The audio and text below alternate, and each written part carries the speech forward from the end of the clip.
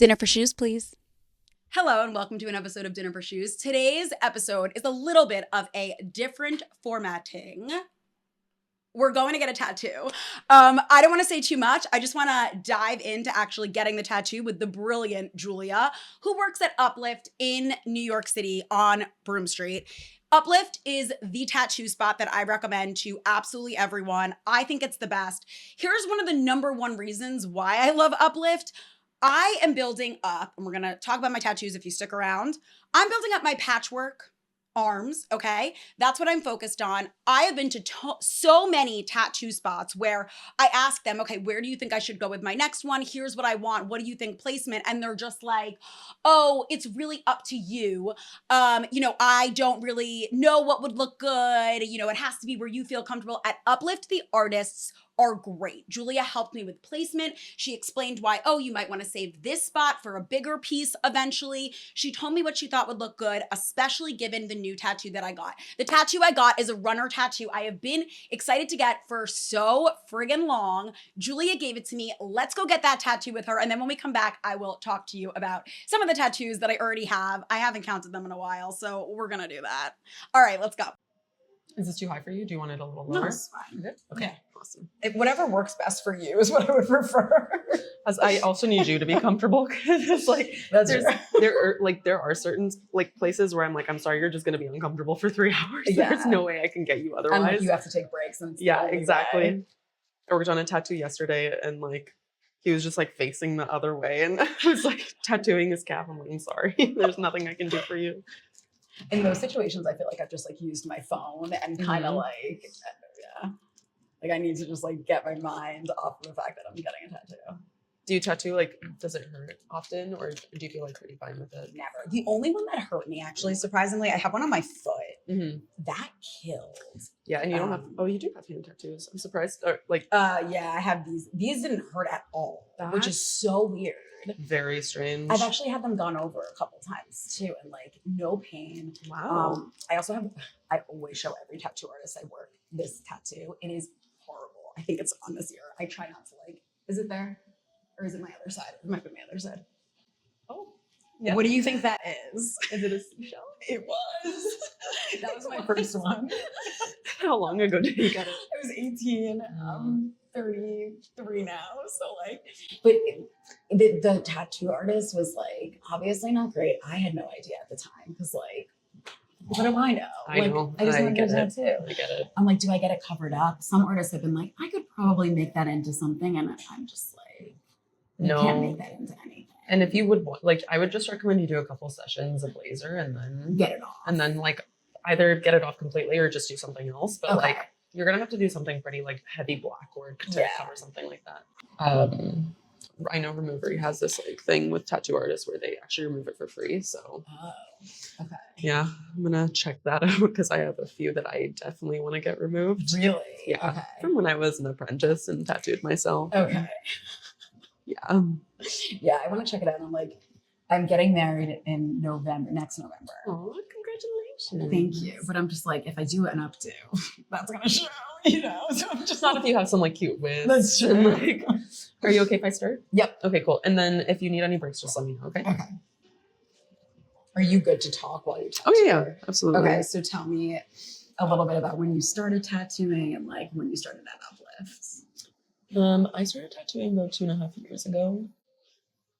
I actually moved to the States almost 4 years ago, and when I did, I wasn't allowed to work at all. Okay, where are you from? Toronto originally. Okay. Yeah, so that kind of limited what I was doing here. Mm-hmm. I was basically just a full-time mom, which was crazy to me because I never saw that for myself. I was always working 9 to 5s, and then after 6.5 years, I'm oh my God, I'm not doing anything anymore. That's weird to me. Mm-hmm. Not that being a mom isn't a full-time job. That was yes, it definitely is. Yeah, it was a crazy time, but I'm definitely someone that always wants to be doing something. So it was weird, when my life just became going to the park and watching my daughter.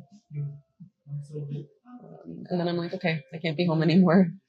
Can't be a homebody. I'm not a trad wife type of person. So I had wanted to be a tattoo artist in Toronto, but I had gotten an apprenticeship like basically right before the start of the pandemic. Okay. So I was like, okay, I have to continue Yeah. working because this is not a time for artists. And Toronto was the most shut down place in the world, so everyone really lost out during that time as an artist. So that absolutely sucks. So then when you came here, was this the first place you came to, or like how did you start? I actually had a private apprenticeship, which was really nice.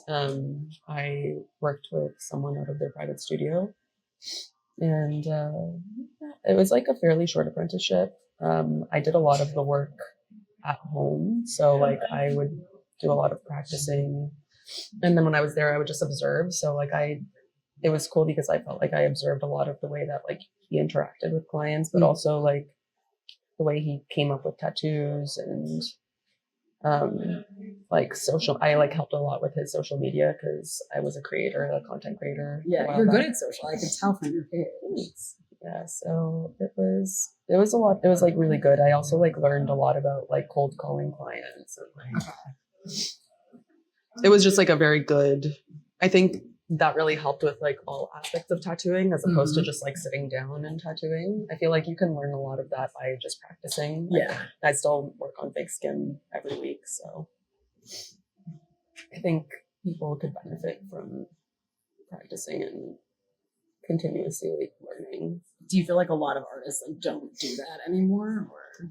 Yeah, I like honestly because it's such a young person's career, like I think that everyone has this idea that you kind of just go in and like you're gonna get clients and you're gonna get rich just because people walk in and stuff, and that's just not how it works. Like, especially in this day and age where social media really is king, it's like this is how like you're gonna get a lot of your clients. Which I know a lot of tattoo artists, especially traditional ones, are like, oh, social media sucks, like it's ruined the industry, and it's like, no, it hasn't. It's just changed the industry. Like it's a very different.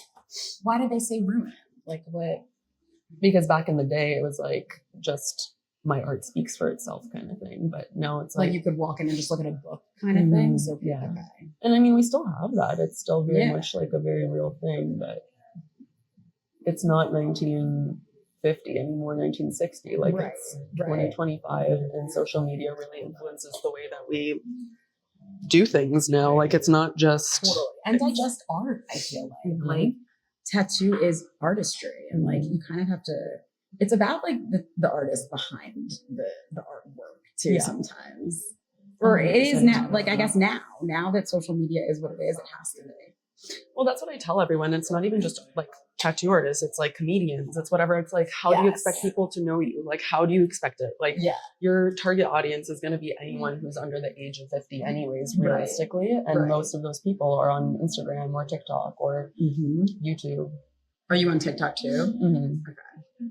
Do you do different stuff on TikTok than you do on Instagram? Yeah, sometimes. I mean, like I do crossovers occasionally, especially with my like microrealism. That's kind of what popped off on TikTok. Okay. So, but then I also like do TikTok really likes when they see like a really normal person. So like they're a little bit more like I'll talk about like my being single in New York and like poking fun at that and like being a mom or whatever, you know. It gets a lot of TikTok does not like it if your account is the same thing over and over again and it's got like a non-real aspect to it. Like they just want you to be in your sweatpants with like talking selfie style. It's like if you don't have one of those on your feed, they're not pushing your content. Exactly. Did you work at other places aside from Uplift, like, or once you were done with the apprenticeship, like it was here? I actually worked at a shop in the East Village before this, but honestly my values align more with Uplift, and I just like really like the space. Like, I love the space. Very clean, and honestly all of the artists here are amazing. Like it's one of those places that I tell anybody that walks in, like if I don't have like my own appointment come in, like I'll walk in, I'm like, you guys came to like the perfect spot because all of our artists are really talented, which is a good place to be. It also like drives my motivation, like seeing other people work hard and like be great artists. I'm like, okay, I have things to learn. Yeah. And I love that. I love the feeling of like learning from other people. Yeah. Have you been tattooed by a bunch of different people from Uplift? Yeah. I have to like remember. I mean, this was Uplift too. This was Uplift. I don't know how many tattoos I have, so I need to look into it. I do the same thing. I'm like, it doesn't matter how many times I've counted. I like always forget, and I'm just like somewhere over 30. I don't know. Do you have a favorite? Probably this one right now. Like it feels like it's a tattoo that I got and like I've been getting slowly, which is a first for me. Yeah. I've never done anything like that yet. But I want to. I think maybe like here, like you said, like is a good place for a bigger one. It really is. And it's not a very sensitive spot. Yeah. So you can like, I mean, I've done a 7-hour session, a 5-hour session so far. Okay. And it doesn't hurt unless you get to like the black work. That's like really the only part that's a little bit more intense. Like the shading and stuff. It's very good. How is this feeling so far? It's totally fine. So I work really lightly the first round, and then I'll go back in and just fix up any of those spots to make sure that it's like solid in there. Tattoos, like most of them have felt almost, but like maybe this is a weird thing, but like it feels like soothing after a while. Cathartic. Yeah. It's funny when you wipe it and it like just like it looks like nothing. Because I use a one-liner typically when I tattoo, so it's like the finest needle, and if you don't know how to use it, like you can really blow people's skin. Yeah, I'm assuming this one was done with that really fine needle, but like I don't remember what else was because that one actually looks like it could have been done with a thicker one. one. Yeah, but it's done very well. Yeah. I just love working with ones because like realistically over time mine's gonna look pretty much like that. But I also just like working with thinner ones because like I get more precise. So yeah. Do you have a favorite type of tattoo to tattoo? Or? You know, I don't know. Like I love doing a lot of different styles. Yeah. Basically anything I can use like a really thin needle for makes me excited. Okay. Good. I'm glad I'm like helping you satisfy that today. Yes. Like even with my microrealism, I use very thin needles. It's just because I like working really precisely. It like puts me in a flow state. It's like my meditation. I love that. People are like, oh, you should do like real like seated meditation. I'm like, I literally come into work and meditate all day, every day. So I mean, isn't that cool where like your job is for therapy? Like that is very cool. Yeah. Honestly, that's how I feel about running. Running is like my therapy. So for the past year that I haven't been able to run, I'm like mentally struggling. But yeah, hopefully maybe this will do it. Have you done anything else other than running that has helped? Yeah, so my favorite thing to do when I can't run is actually swimming, which is not for tattoos, obviously. But the place where I was swimming, he goes to the gym still. I do not like that gym. And I cycle. I have like a Peloton bike, which I like. And then I started strength training because really part of my PT for the running is working on strength. And like, so the reason why you get hurt is because you're not strength training. So that's what I've been doing mostly, just bike strength training. And then like my PT has me doing like run walks where like I run for like a few minutes. It doesn't quite satisfy like what I would like to do, but we're working up to it. How did you know you had hurt yourself? When I was running, like really, really like excruciating. And it started like in this one little spot underneath the patella. And then after I had that for a while and I started like going to PT for that, I started to feel it in my other knee. So and I think like in my other knee, it's more compensation pain. 100%. Yeah. But like it definitely has to do with it. And I also have like a very weak right hip, which has kind of been the root of my running injuries for most of my life. And I think that's next is to like strengthen the hip a little bit more because we've been working on like quad strengthening and like calf strengthening, but I think a lot of it is coming from the hip. Yeah, people really don't realize how important strength training is. They don't. at all. Like when I used to be a long distance runner as well. Okay. And like I would strength train at least 3 times a week when I was running. Yeah.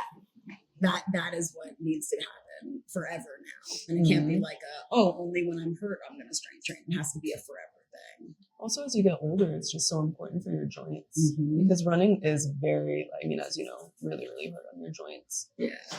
Really not good for you, but just really good for my mental health. Yeah.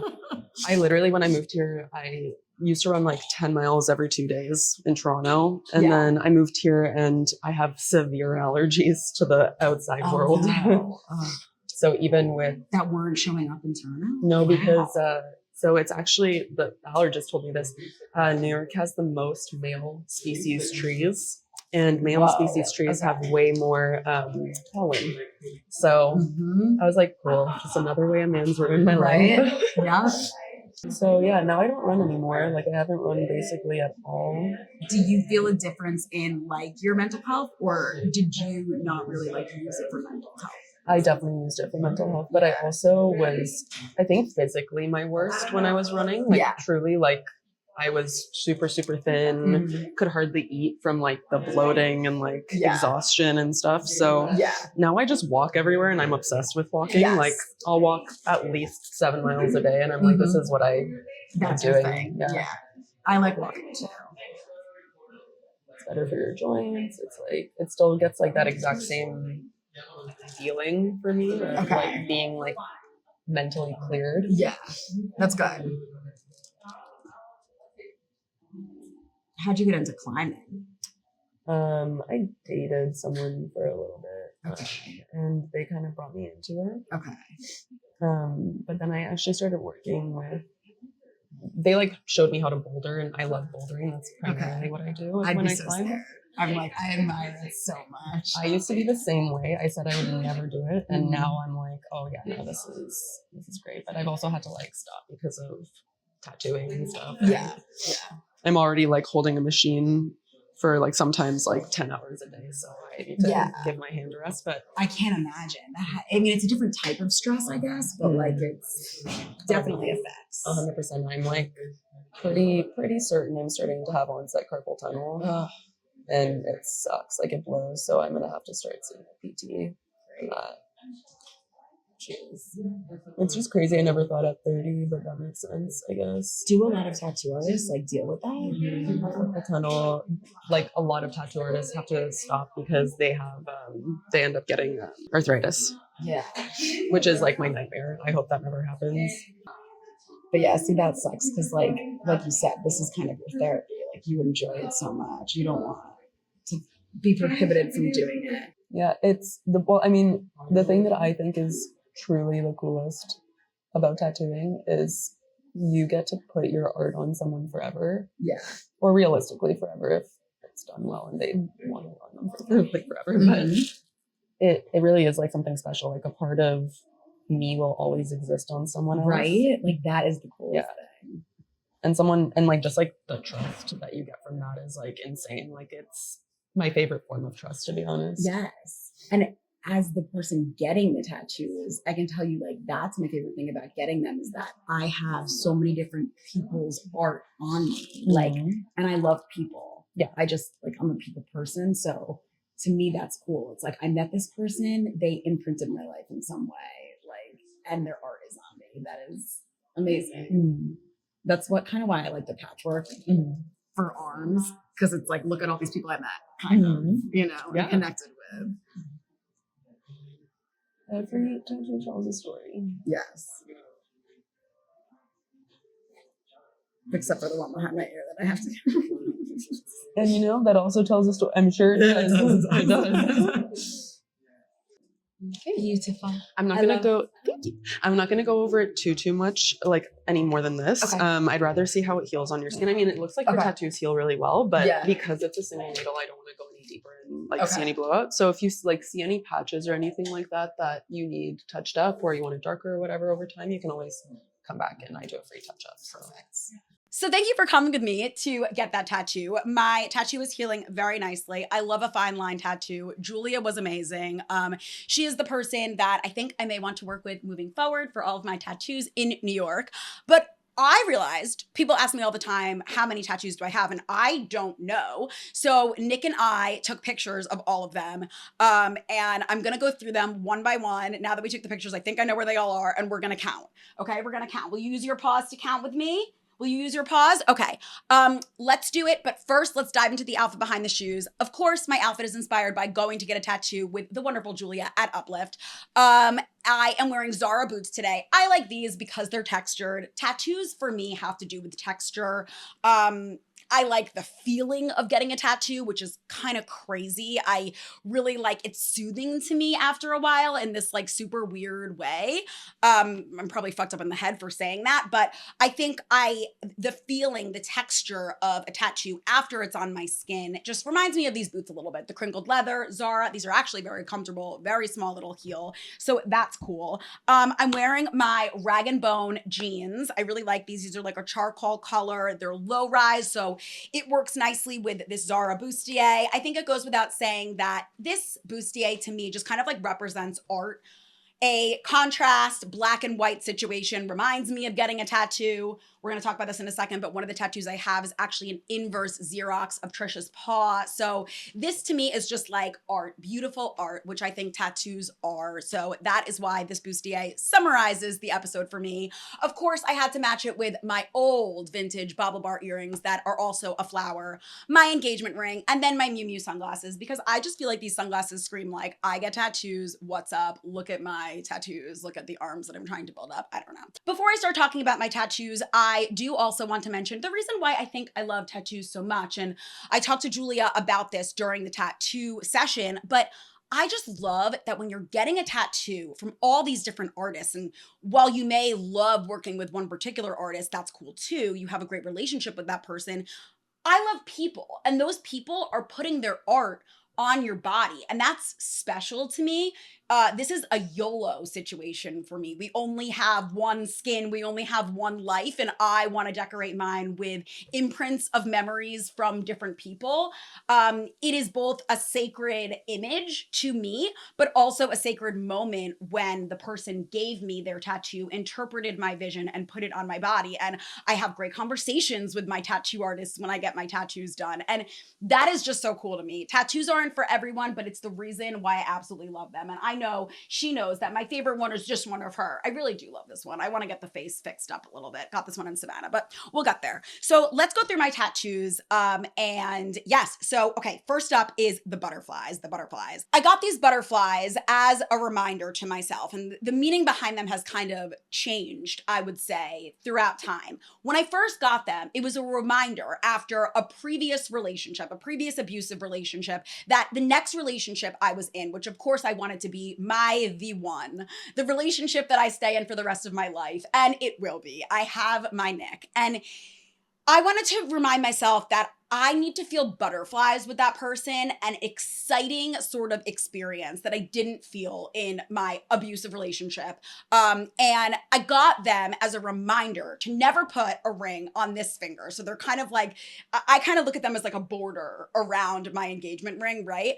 Unless I am sure about that person. Now, I do think that the one thing that has changed since I actually got these, I was in a little bit of a less stable place in my life. And I think I associated the feeling of butterflies with the feeling of getting excited about a new relationship. I think now, after having dated for a full year, found my Nick and everything, I realize that the feeling of like waiting for someone to text you back or not being sure about how that person feels about you is not butterflies. And I think I just want to distinguish between those two. So these free butterflies that are on my fingers just remind me that everything that goes on around these fingers is my choice. And I really, really love that. This is obviously Trish. You know that that's you? Do you know that that's you? Okay, that's you.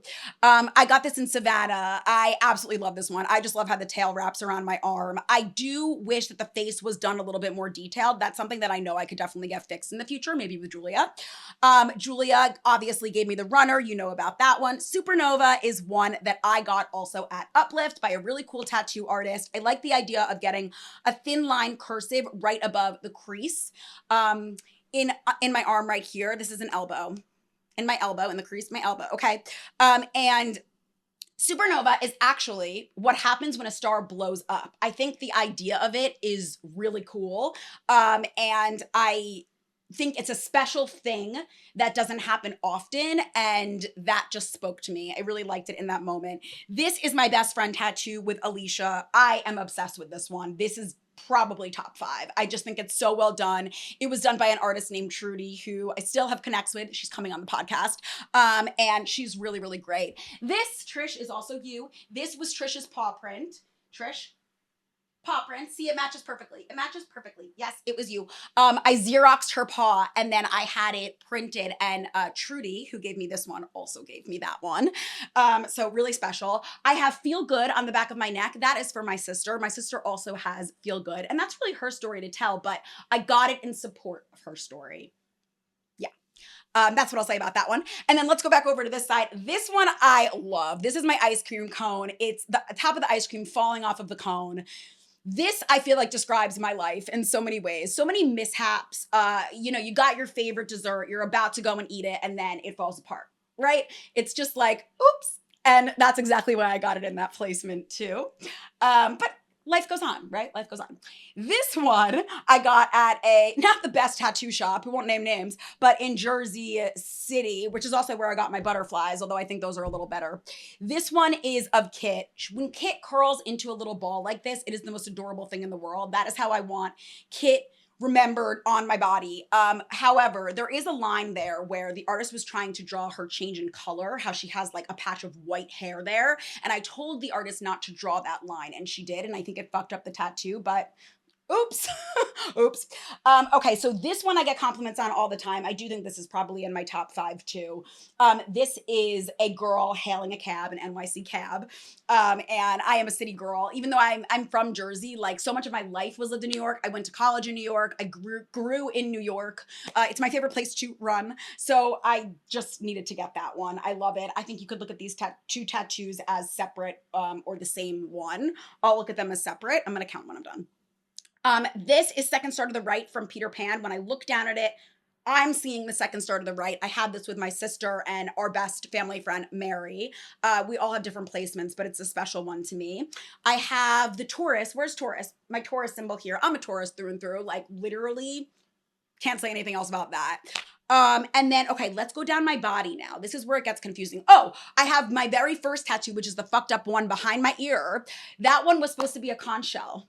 Look at what it looks like now. I got that when I was 18, so you do the math. But I think that might be the only one that I will one day get removed, because a lot of artists have looked at it and they've been like, there's really nothing we can do with that. So that one is just the one that's like mush behind my ear, but it's mush and ear mush. So there's that. Okay, now we're going down my body. I have, this one's really fun. I got this one at Uplift too. One right here. It's an @ sign because my whole life is on the internet and I love the internet. It's what I do for my job.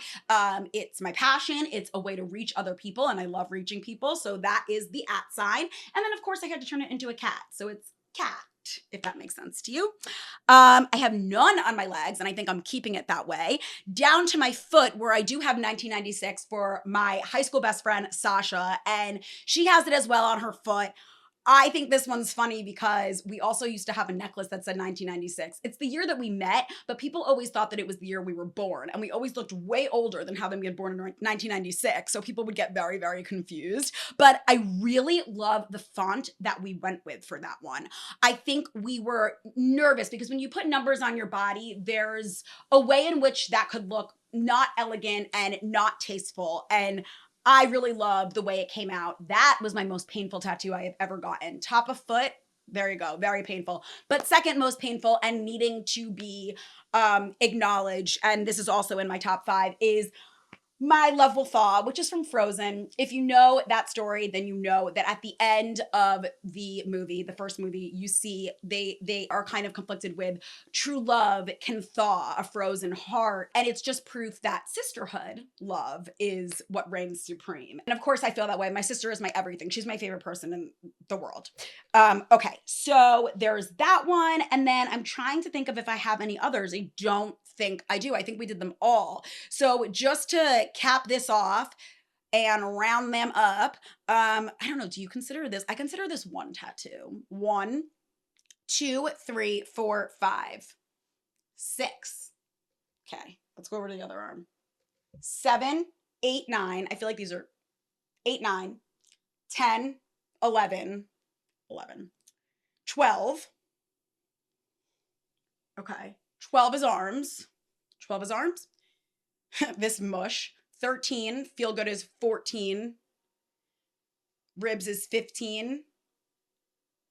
Cat is 16. Legs are 17. 17 tattoos. There you go. Next time we come back and do an episode on tattoos again, I'm sure I'll be up to like 25.